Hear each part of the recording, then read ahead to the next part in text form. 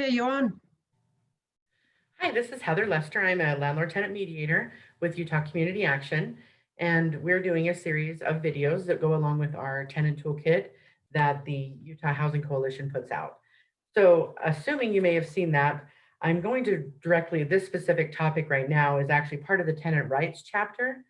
The tenant rights chapter is a pretty big chapter. And so, if you refer to the other videos that talked about the eviction process, this one specifically is going to talk about tenant rights as far as like fair housing, options for tenant rights when it comes to like Utah Fit Premise Act.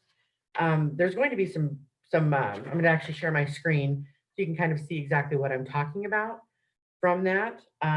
It basically starts on page 12 of the most recent version of the tenant toolkit. So as you can see, this is a huge chapter. There's tons more information that can actually be read about this, that needs to be researched about it, but just understanding this is a snippet of what you need to know.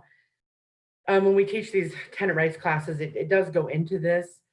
One thing as far as mediation goes, or pretty much any kind of legal information or legal resources or legal advice you're given is going to kind of touch on this. But as far as like fair housing, the Fair Housing Act, it does go with HUD, which is, the Department of Urban Development. So this is the information here that's in the toolkit. Again, it starts on page 12. So it basically states, as a tenant in the state of Utah, you have certain rights. So among those rights is the Fair Housing Act. And so the protections provided under the Fair Housing Act are listed right there, as you can see on the screen. So it's race, national origin, sex, color, family status, religion, and disability. As you can assume that those are pretty broad, but also encompassing.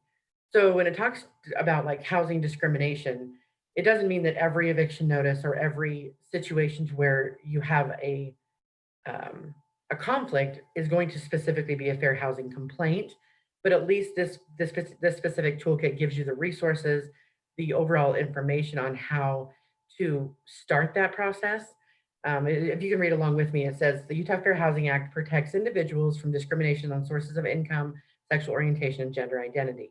I'm actually right here in the middle paragraph. So when it comes down to you specifically, let's just say you reached out to mediation, you had a bunch of issues, eviction, lease issues, whatever crisis or whatever conflict you're having, as a mediator, I can't specifically say, hey, you need to go and file a fair housing complaint. It really is on the basis of how you feel and what happened with the scenario. One thing that I think, and going down a little bit further, there's actually some examples there. Those are not completely exclusive examples, but just understanding that those are some options and ideas just to kind of wrap your mind around how housing discrimination is looked at. Again, as we can tell with everything that's in society nowadays, there's also different layers of things. So it's kind of peeling back that onion to figure out maybe what your options are. The main thing with tenant rights, obviously there's the fair housing. And if you go to the next page, which is 13, it talks about fair housing and fair housing exceptions. So I, as a mediator, see a lot of different things, on both sides of the fence, landlords, tenants, rights, discriminations on both sides. It really just depends. But as far as mediation goes, as far as like volunteer attorneys go, it's not something that you should say, should I go file this particular notice or this particular action with the fair housing folks, right? But it basically just means read through, do your research, understand that you do, if you do believe that you have been a victim of housing discrimination, you should call. Disability Law Center in the state of Utah actually has a free legal information for this. The information's right there in the middle of this page for their phone number, and then also right there down at the bottom. So the reason I bring this up, and I think it's an important part of tenant rights outside of just knowing the eviction process, is a lot of times people, if they have an issue, conflict regardless, whether it's pay or vacate, whether it's nuisance, whether it's they just chose to end your lease with just a lease termination, whether it's no fault, no cause eviction, understanding how the process of eviction law works, number one, and then understanding if in the instance there was some sort of discrimination related to anything that has to do with the Labor Commission or the, any kind of HUD violation, where to go. That's the main point of this entire presentation for this session, is understanding where to go and what to do. So when it comes down to it, there's a Disability Law Center, which is the information right here. And then obviously on the next page, on page 14, there's the Utah Anti-Discrimination and Labor Division information there too. Their website is actually pretty user-friendly. It does come down to actually filling out a form online and understanding the process. So within this, they do vet all the complaints that are done. It is in tandem though. When you do file a complaint with the Utah Anti-Discrimination and Labor Division, it is also HUD. It's one and the same. So understanding that process is there. It will have a full process. It is not, just to make sure everybody knows, it is not a quick process. So along with how we talked in previous videos, or if you've reviewed the other toolkit information on the eviction process, it is very quick. This process is not very quick. So a lot of times people get frustrated because they feel, number one, I'm losing my housing. Number two, I'm being evicted, and I feel that this has happened to me. And that is validated. That is definitely a concern, but knowing that this process can be done, and it's your right to do this complaint if you feel that way, and you want to basically do a complaint to see if it's validated. But just understanding that usually 90, I'm not even going to give a percent actually, I hate to give statistics, but a great majority of the time, it does not save the eviction. So for example, this process can be done, like it says here, filing deadlines.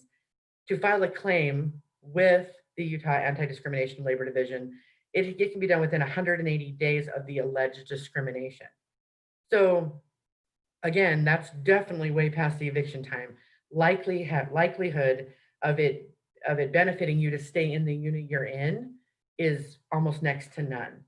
So again, sometimes when I work with clients and I work with tenants and I work with people in general, whether it's through the court system or just through any kind of nonprofit service agencies, whoever, they are frustrated because they want this process to keep them in their home.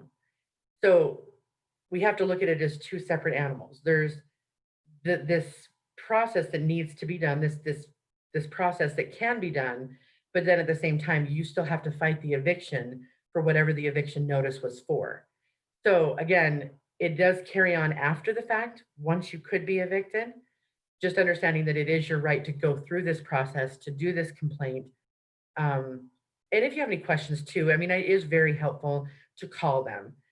Go on their website, do the research for through the Labor Commission, through HUD itself, whether there's a lot of questions that come as well with it potentially being not just a, landlord tenant thing. It could be maybe a housing voucher or some sort of housing subsidy or any other special type of circumstances within a lease.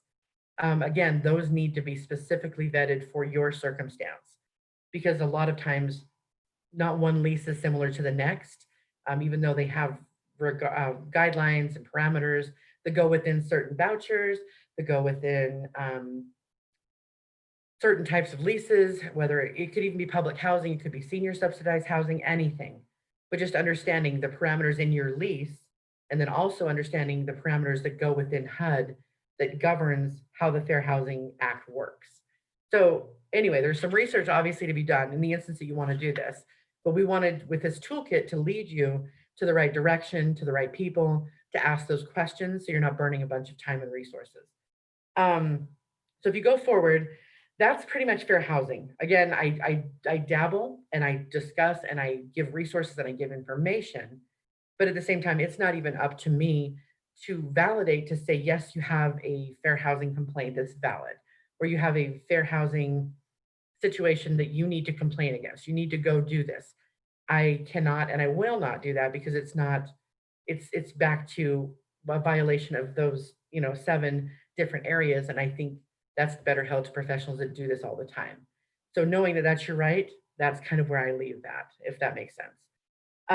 So moving on, Utah specific. Okay, so we're on page 15 now. of the toolkit. There's two types of, so it's called Utah Fit Premise Act. And so we hear of this a lot. A lot of people don't utilize it as much, but it's out there and it's basically good information to have. If you're in a situation to where maybe potentially you have one of these circumstances. So main thing is right here in bold, it's the second paragraph down. Don't assume that the landlord knows that about a needed repair just because it was there when you moved in. Generally speaking, when you move in, it should be, clean, obviously habitable. In the instance that it's not, then that's where we go back to, again, communication. And then any communication that's around this type of situation needs to be documented. So when we do this, in the instance that there's something that the landlord's not doing, or there's an accommodation that's not being made or heard or fixed or agreed to, if you will, there's 7 areas here. The lucky number, obviously, with a lot of these things is 7, it seems. So I'll read them. Unsafe and unsanitary conditions, deficient electrical, deficient heating, deficient plumbing, deficient hot and cold water, unmaintained or malfunctioning air conditioning systems, unsafe and unsanitary common areas. So I say that with the grain of salt that says, for example, I rented a place and I did not have, it was not part of my lease to have it was not in my lease to have a air conditioning unit. I chose to put it in, which means that's not within my lease. So number one, before you go down the road of fit premise, you have to make sure that whatever is malfunctioning or not habitable or broken or needs some repairs, that it is within your lease, right? So that's obviously important. But the main thing here, and then you kind of scroll down a smidge, you must be current on your rent and other fees. So you basically have no outstanding balances when you make a request for conditions through this Fit Premise Act. So I can't tell you how many times I see it, and it is frustrating, and I am here to resonate with that. I totally get it. Unfortunately, though, I hear it time and time again how there's an issue. Maybe it's pests, maybe it's mold, maybe it's my front door won't close, my heater's not working. My bathtub won't drain. I mean, I could go on and on for days, but the thing is making sure that you understand that the lease, it's two, and I use the buckets, and I know sometimes people laugh, but it does fall into two separate buckets. The bucket on the left hand is your rent, your obligation, your contract, the lease you signed, understanding that that is a living, breathing document that has to exist because you signed it, because that's your tenancy for this place of residence, okay? On the other hand, the right hand, it comes down to everything else. And this is where fit premise lives, because I can't fill bucket number 2 if I'm not filling bucket number 1. And so with, using the analogy for the buckets, I basically say that because people don't want to live in a place where they can't bathe, or they don't have any hot water, or they have no working air conditioning systems, or it's just unsanitary, right? But you cannot, under any circumstances, withhold rent for that.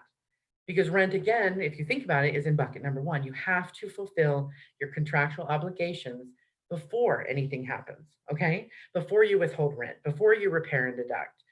These things don't run in tandem. The right hand, the bucket, the fit premise does activate and is a resource and a tenant right for you in the instance that you have, again, current on your rent, other fees, everything else is up to standard from when it's due. Again, that's hard, again, with life and rent and payer vacates, and those things happen, but just making sure that they're not convoluted and put in the same bucket. I stress that a lot. So again, if you're gonna, hear any kind of my presentations or trainings after this, it will still echo this repeatedly, okay? So understanding those 7 areas, it comes to a point where at the end of the book, we don't have to go there now. I won't show you the form. We'll probably do that in the next session, which is the resources. But there's a copy of the form that the Utah Legal Services has put out. It's on their website. It's at the end of this toolkit as well. It's actually the form that you would fill out for this. So in the instance that your rent is current, in the instance that all your fees are paid and everything is good on the bucket number 1, the contractual obligations, but you still have issues like my bathtub won't drain. I don't have electricity in 2 rooms of my home, whatever that looks like. That's where you would fill out this form. This is given to the landlord. So it does give 2 options, okay? And the reason for the 2 options, it gives basically 3 calendar days from the time you give it to your landlord. There's not a requirement. You don't have to process serve it. You don't have to have a constable do it, but you do have to. I always highly recommend if anybody asks, um, I send a certified mail or I hand deliver it. I don't care. It doesn't matter how you do it. At this point, it may change, but at this point, you just have to validate that you did give that to your landlord. Okay. Back to session number 1, 2, which all of them basically just states that document everything. You're communicating it. You've tried and tried and tried. These things are not getting repaired. So you chose the option to do this fit premise. You're going to document how you gave this notice. So going back, it does give 3 days. Okay. So it's a 3-day corrective period. Now, let's just say that your bathtub upstairs fell into your kitchen downstairs. Is it logical to actually assume that you can have this remarkably fixed in 3 days? Likely not. Is it a pest thing? Could you have someone out there to fix it? Could you have mold repaired? Could you have a flood situation repaired potentially in 3 days? But the main focus of this is there's a 3-day window for a corrective period, which means the landlord has to act in a way to get someone there, to make appointments, to get a contractor, to do something in order to fix this condition that you've now done this fit premise notice for. That's the point. So if there's no corrective action, there's no communication, there's basically just nothing, that's when you have the option. So when you fill out the form, again, it gives, actually, I think I might actually go back to the end of this. So it's on page, oh, sorry, the page number. It's actually 30 and 31. It's right at the end of the book. All the way through. Sorry about that. Okay. So again, this is Utah Fit Premise Act. It's got the code right there. So this is on the Utah Legal Services website. There's other versions of it I've seen, but this is the consensus of the one that's used. So again, you'll mark if it's applicable, then you'll give a very good detail, obviously right there in the second column. The 3-day column is what I already mentioned. As far as the 3 days, corrective period, it talks, and it goes into this. If you look into the law itself, it talks about the corrective period and what that means. But the next thing, and I see this a lot as well, if there's a fit premise and I'm just going to say, ah, man, I'll just replace my swamp cooler myself and I'll just deduct it from my rent. Occasionally, rarely, sometimes, especially with private landlords, they can do this. And it's a relationship conversation documentation thing. I never recommend it because highly, again, with the buckets, left bucket, rent, right bucket, everything else. So unless you do this notice and you choose, right, to one of the 2 options, there's rent abatement, which I'll explain, and repair and deduct, okay? So if you repair and deduct, and I'm not sure of this, I should actually know, but from the last update that I knew of, repair and deduct is basically 2 months worth of rent. So let's say your rent's $1,000. If the repair and deduct goes over $2,000, then it's not wise to do that, or you don't have the remedy. It does fluctuate. I actually need to answer that question myself to make sure, but that's the directive that I've gotten, that it goes basically for 2 months rent amount for repair and deduct. Usually with anything, that's kind of why a lot of people do rent, is because they don't want to repair things. Your water heater breaks, right the day before Christmas. It's not like you're going to go and buy a new water heater and do this really quick, repair and deduct it. There's a lot of things that people rent for, so landlords can fix these things. So that's that. It's basically number 1, it does several things.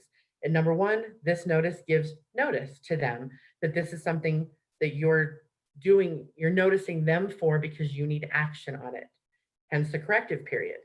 Repair and deduct is something potentially if you wanted to do a treatment for your lawn, or you needed to fix something, or maybe even do a pest treatment. I don't know. Whatever that looks like, keep it minimal if you're going to repair and deduct, but do not repair and deduct. Again, I'm not giving legal advice, but do not repair and deduct without specifically given prior notice, because that could be a violation of your lease, which could end in eviction. Rent abatement that I just mentioned. A lot of times, if things are complete, and I'm not talking just not having, electricity for 24 hours. I'm saying that this place is absolutely uninhabitable. Um, this is an option to potentially leave or get out of a lease. Again, read through the deficient conditions statute, which is right there at the top. But just understanding rent abatement does allow for a lease termination, again, within 10 days, but it is to your own coin. Like, you have to vacate within 10 days of the 3 days not being activated. I know I just, this is a lot of information. I totally get it. Even when I teach the class, it's just mind blowing because it's like 3 days, 10 days, 5 days, 14 days. There's a lot of information. So I don't want anyone to go into deficient conditions not informed and just do this form and just assume it's going to work out. There are parameters, there are restrictions, but it is a tenant right that does help to try and get some of those repairs made if there is an issue or a misunderstanding or a inability to communicate with your landlord. This does assist. It's not the answer to all your prayers, but at the same time, it is helpful. So again, this is for deficient conditions. This is, and again, there's 7 sections on this form right here that will allow just for explanation according to what's happened. So go into it with documentation, go into it with communication. This form does explain a lot. I'm definitely not the authority on this. I've seen it in play. I've seen it in the court. I've seen it with landlords back and forth with tenants. It is utilized, but understanding that if you have questions regarding the complexities of it, what should I do, legal advice specific, there's always definitely Utah Legal Services, since this is their form. The Self-Help Center gives more information regarding this. They have a lot of, not only do they have the templates and the forms that you can use, but they also have the way that the law is written as well. Access to Justice or the Utah State Bar is another one that could potentially guide you to filling this out, determining if it's the right course of action for you. But that's pretty much how it works. The last part of it, which you'll probably see, I'm going to go back up here to page, sorry, go back up here to page, yep, and, okay, sorry, okay, the last page is like 16. And I chose to do this video a little bit differently because I think that this is all such a legal, written research, information overload, if you will, for fit premise, for fair housing.